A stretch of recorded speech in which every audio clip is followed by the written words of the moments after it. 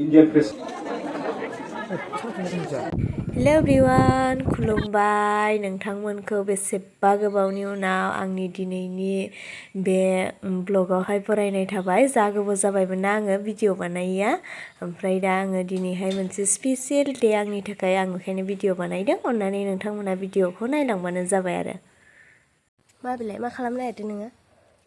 आं स्कुलाव हैनो नागिरदों। मा बिलाय teachers Danny gift? Teachers Danny. बे सोरनि बिबार गोनाङा? बायद'नि। आरो बियो? सारमोननि। मा होननानै होगोन नोङो? बायद' नोंसिनि बिबार होननानै होगोन। हेपि टिचार्स डे बायद', हेपि टिचार्स डे सार होनदो, ओमफ्राय खुलुमदो, ओमफ्राय होदो, मिथिबाय? ओमफ्राय बियानैया थांखांनायनि दसे उनाव आंबो स्कुलाव थांबाय। नै देलायनानै दुगैयै लोबै थांबाय। ओमफ्राय बिबार बावनाय हाबाफारिमोन आरो नै आं बावखांबाय। माखासे टिचारफोरबो खेबासै, आं बयबो केमेरानि सिगाङाव कम्फर्टेबल जाया नालाय, बेनिखायनो बिसोरनि बिबार बावनायखौ खेबबाय थायासै आरो। ओमफ्राय दा नै फरायसाफोरा बिबार बावगासिनो दङ, थाखो 10नि फरायसाफोर बिसोरो। बिदिनो लारि लारि गासैबो फरायसाफोरानो बिबार बावबाय आरो। गेदेरफोरा दायो जोबहांनायनि लामायाव फैबाय। ओमफ्य नै बिनो लास्ट आरो खुलुमदो, आसि दाजा, खुलुमदो।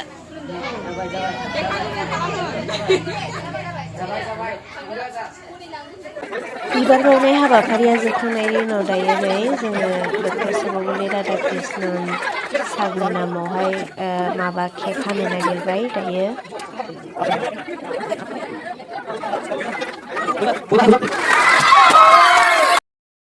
ओमफ्राय नै जोंना फरायसाफोरा 5 आरो 6 लोगो नांनानै हायलालाय हुइलालाय मोसादोंमोन। कपिराइट फैगोनसो नामा साननानै मोसानायखौ आङो बारा गोलाव होनाय जायासै लोगोफोर। बेखिनियावबो फैयोबाथ' उनावबो बोखारनांगोनसो, अब्लाबो होबाय आरो।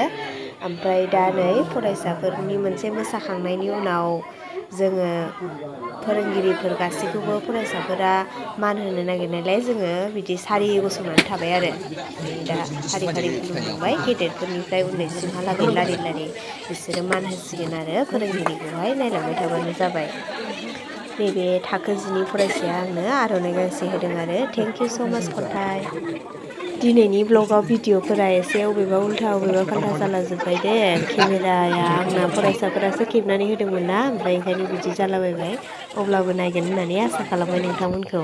दानिया नै फरायसाफोरा मान होखांनानै जोंनो जानाय लोंनाय एसे रानदों आरो। नै गावसोरखौ खेबनायनि लाजिदों जाग्रा रानग्राफ्रा।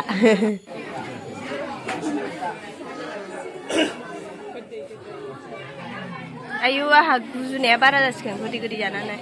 दाख्लै टिचार्स डे खालि आंहा बिराद गुजुनाय गगा मोननाय बिदि जादोंमोन आरो। ओंखायनो आङो मा जागोन साननानै गोदै गोदै जानायखौ गिलायनानै बिदि बुंलायथारबाय। 10नि फरायसा बियो बिराद मोजां मोसादों, मोनसिबाय। ओमफ्राय आङो मेथाइखौहाय कपिराइट फैजानो गिनानै अफ खालामनानै होनाय जाबाय आरो। मोसानायखौबो एसे स्पिडआवहाय होनानै होबाय। बे मेथाइ गैयाबा नोंथांमोनहा नायनो बागोन ना, बेनि थाखायनो आङो एसे स्पिडआव होनानै होबाय। ओमफ्राय आं दा भइससो अभार होगासिनो आरो, मेथाइफोरखौहाय गिदों कपिराइट फैजानो। बेयो सासे फोरोंगिरिजों लोगोसे बेयो सासे फिल'सफारमोन, स्कलार दंमोन आरो समाज सिबि। जोंनि सेकेन्ड प्रेसिडेन्ट अफ इन्डिया 1962 मायथाइयाव बियो जायो। इन्डियान प्रेसिडेन्ट जानो बे समाव बेनि एक्स स्टुडेन्ट, थारमाने माखासे स्टुडेन्टफोर दंमोन, फरायसाफोर दंमोन बे बारग'नानै सोरबा सोरबा साख्रि मोनदोंमोन। बेफोरो उनाव बिसोरो साबाजों कয়েকজন लोगोफोर जानानै बेनि प्रेसिडेन्ट जे सर्वपल्लीनि क्वार्टाराव थांनानै सार दिनै नोंनि बार्थडे जोनोम सानखौ फालिनो फैदों जों होननानै। ओमफ्राय बे समाव बियो बुंदोंमोन, नोंसोर आंनि जोनोम सानखौ फालिनो नाङा, नोंसोरोथ' आंनि स्टुडेन्टसोमोन नालाय, दा नोङो सासे फोरोंगिरिनो नोङो बे आंनि माबाखौ बार्थडे सार्टिफिकेट बार्थडे माने फालिनो थाखाय फैदों, आंनि खालामनाङा। बे दिनखौनो नोंसोरो जाहाथे स्टुडेन्टआ फोरोंगिरिनो बे सानखौ माने मान बावनाय, मान होनाय, जाहाथे बयबो बे जोंनि इन्डिया हादराव बे फालिनाया दिनैनिफ्राय नोंसोरो बे फालिदो। बेखौनो नोंसोरो बे दिननिफ्राय बे टिचार माने सानखौ फालिनाय जादों आरो। जे इयुनाव माखासे फरायसाफोर फैगासिनो दङ जाहाथे बिदिनो गाजा गोमजायै सारमोनखौहाय मान बावो आरो मान होयो आं आसा थाबाय फोरोंगिरि सान हिसाबै जोंना एसेबाबो जोङो फालिदों आं बारा गोबाव बुंनो साना जे जोङो फोरोंगिरि सानखौहाय मानो फालियो बेखौहाय सारमोनहा गोबाङानो बुंलांबाय दा फोरोंगिरि सान होनोब्ला जोङो फोरोंगिरिया सासे मा जायो फरायसाफोरनिनो बियो सासे गुरु बायदि आरो दा ओंखायनो गासै हादोरखौहाय जेनोखि हादोरनि गिदिर गोलावफोर खालामनाय सोरबा गिदिर साख्रि मोननाय सोरबा अफिसार मोननाय बैफोरो फोरोंगिरिया फोरोंनानैनो बिसोरो मा जाहैनाय सासे हादोरनि मावथि हिसाबै बिसोरो थिसनजाहैनाय आरो दा बेनो फोरोंगिरिनि जेनोखि बोसोनफोर जोङो उन्दैनिफ्रायनो जुदि जोङो मोजाङै सोलोंलाङोब्ला सानसे समाव मा नोंसोरबो साफा साफा माने मोजां दैदेनगिरि बा गोरों मानसि सासे अफिसार बा डक्टर इन्जिनियार जों जाहैनो हागोन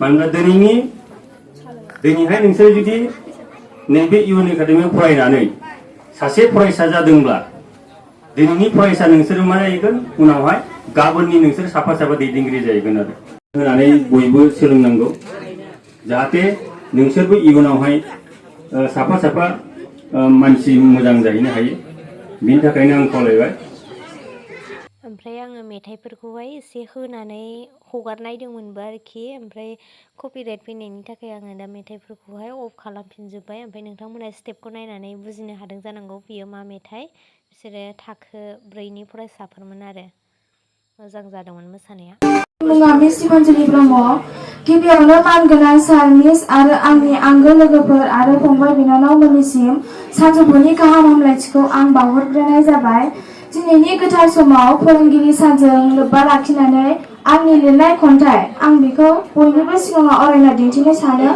आंनि लिरनाय खन्थाइयाव माबाफोर गोरोन्थि जायोब्ला नोंथांमोननिफ्राय आं निमाहा बिग्रोनाय थाबाय आरो आंनिनो सार मिस मोननिसिम आङो निमाहा आसा खालामनाय थाबाय खन्थाइनि मुङा जाबाय गियाननि बिगोमा दायो आं खन्थाइखौ आवरायनो आखायाव लाबाय गियाननि बिगोमा नोंसोर अनसुला अनसुलि फोरोंगिरि गोथौ गोसोनि अननाय लानानै इसोर महरै गसंथेग्रा नोंसोरनो जोंनि बिगोमा दिनैनि बे फोरोंगिरि सानाव सिबियो जों मान होयो नोंसोरखौ नोंसोरनि होनाय गोथार गियानखौ लानानैनो जों दिनै बे बुब्लियाव गसंथिना दं हानाय नङा बावनो फोरोंगिरि नोंसोरनि अननायखौ मानोना नोंसोरदि जोंनिनो जिउनि लामा दिन्थिगिरि गोजोन्थों सिमाङाव आनलिमिट नोंखौल' मानोबा बेबायदि होनलायनायखौ जि मोजां मोसादोंमोन गथ'फ्रा ओमफ्राय आं मेथाइखौ होदोंमोन मोसानायखौ मोजां मोननायनि थाखायनो आङो दाननोनो बाबाय भिडिअखौनो ओमफ्राय होबाय थादोंमोन आङो ओमफ्राय हगारनायबाय भिडिअखौ ओमफ्राय कपिराइट फैबाय अबे मोनसे समाव फैखो आं बेखौबो नायनो रोङाखिसै ओंखायनो आङो फुरा माबाखौनो भिडिअखौनो दानफिननानै दायो गोदान इडिट खालामनानै होफिनबाय आरो भइस अभार होगासिनो दा बिराद मोजां मोसादों नालाय दं होनलायनायाव बिदि खालामलायदोंमोन जि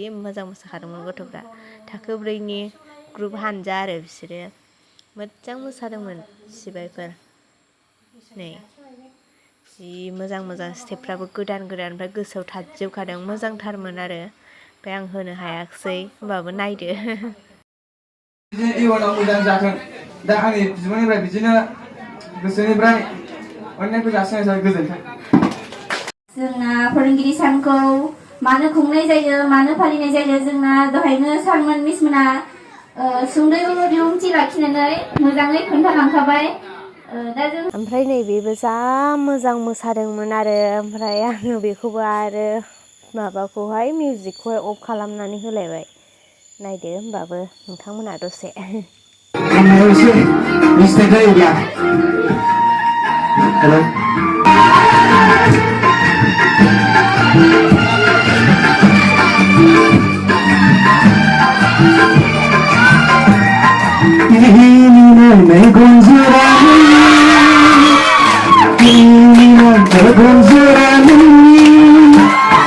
दैनि दोहौ थानाय बिलाइनि नों सुनि गन्थंआलायनो गोसोहायनाव महरालायनो आं सुनि सना फिथरानि आं सुनि सना फिथरानि नोंनाव मेगन जरानि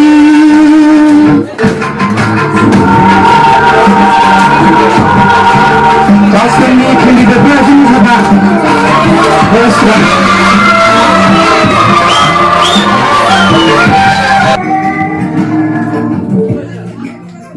गोरबोनायनिफ्राय आं दिनै नोंखौनो लानानै गोरबोनायनिफ्राय आं दिनै नोंखौनो लानानै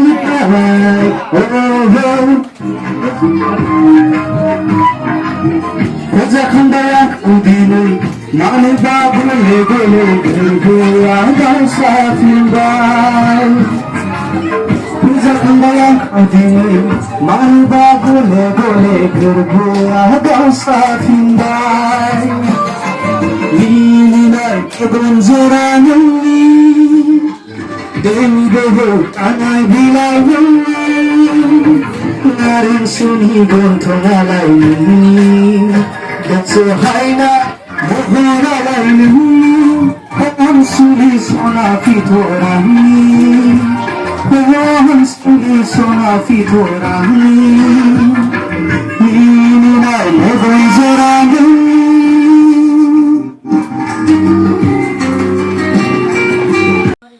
दायो नै थाखो जिनि सासे फरायसुलिया मोसाबावदोंमोन आरो अखाफोराबो होनलायनायखौ मोसादोंमोन।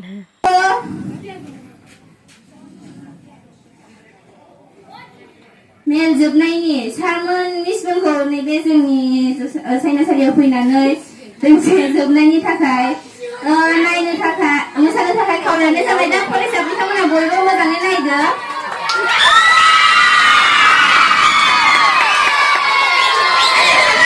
ओमफ्राय नै प्रग्राम जोबखांनानै नै जि बुरजा गिफ्ट लानानै फैफिनबाय आङो न'आवहाय।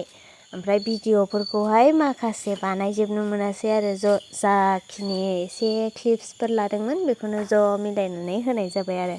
नोंथांमोनहा नायनानै माबायदि मोनखो जोंनि स्कुलनि टिचार्स डे फालिनायखौ कमेन्टआव खिन्थाहरदो। आरो लोगोसेनो नै न'आव फैबावनानैहाय एसे